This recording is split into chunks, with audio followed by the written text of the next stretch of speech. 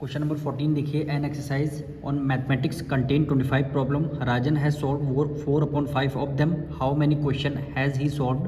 What fraction of question remain unsolved? यानी एक mathematics में कितने क्वेश्चन है? 25 क्वेश्चन है।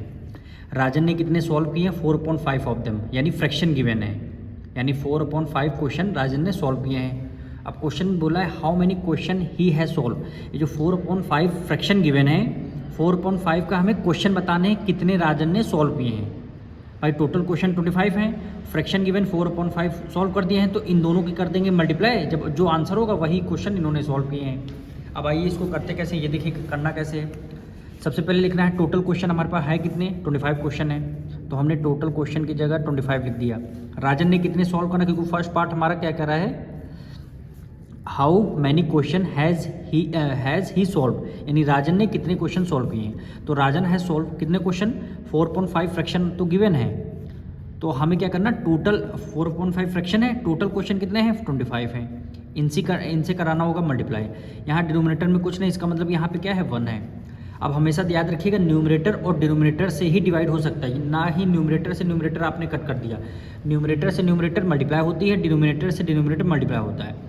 केवल न्यूमरेटर डिनोमिनेटर से हम डिवाइड कर सकते हैं। जैसे देखिए 5 × 5 और 5 × 5 हो गया 25।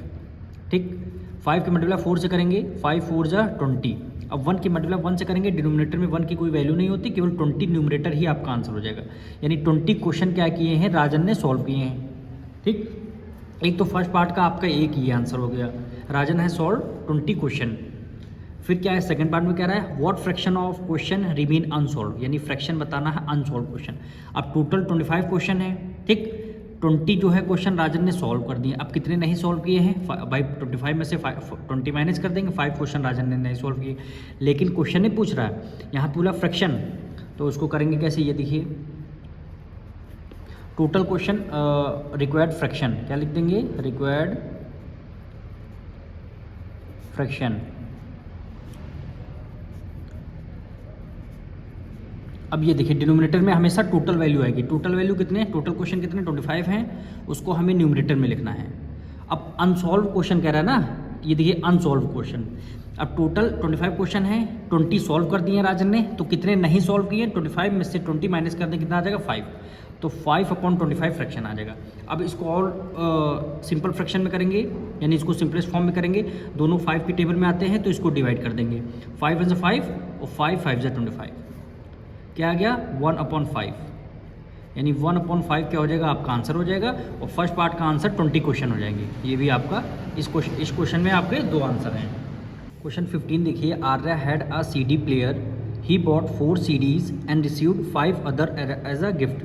यानी आर्या ने, बॉट मतलब क्या होता है? खरीदना। 4 CD आर्या ने खरीदा, and received 5 other as a gift, और आर्या को 5 जो CD मिली है वो गिफ्ट में मिली, यानी 4 उन्होंने खरीदा है और 5 CD उनको क्या है? गिफ्ट में मिली हैं। तो फर्स्ट पार्ट कह रहा है what fraction of total CD did he buy. Fraction बताना है इन्होंने कितनी CD को खरीदा। बाय मतलब क्या होता है? खरीदना। बॉट मतलब कि भी क्या होता है? खरीदना। ठीक, अब आइए इसको कैसे करते हैं। पहले ये क्वेश्चन में देखिए, ही बॉट CD, उन्होंने कितनी CD खरीदा? 4 CD उन्होंने खरीदा, तो 4 यहाँ पे हम लिख देंगे। ठीक, टोटल नंबर ऑफ CD। अब देखिए 4 CD उन्होंने खरीदा और 5 CD क्या हुई हैं? उनको गिफ्ट मिली हैं। तो टोटल CD कितनी हो जाएगी? 4 + 5 कितना हो जाएगा? 9।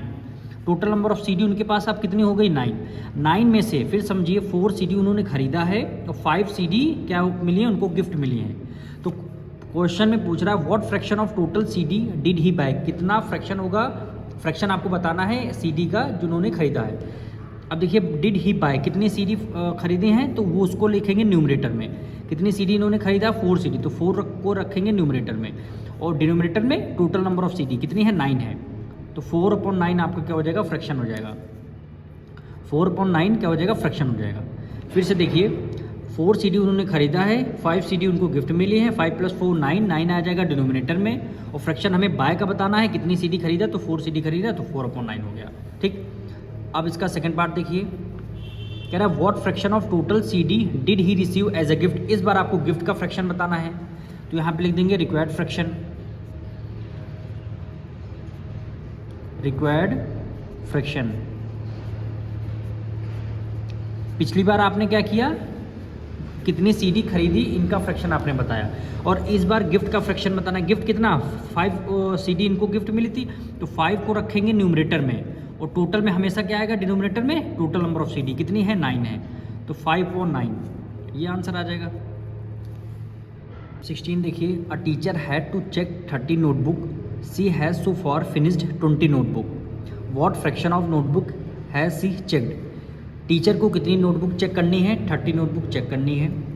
सी has so far finished 20 notebook, यहाँ पे फिनिश्ड का क्या मतलब है, 30 में से 20 नोटबुक क्या है, इन्होंने क्या कर दिया है, चेक कर लिया है।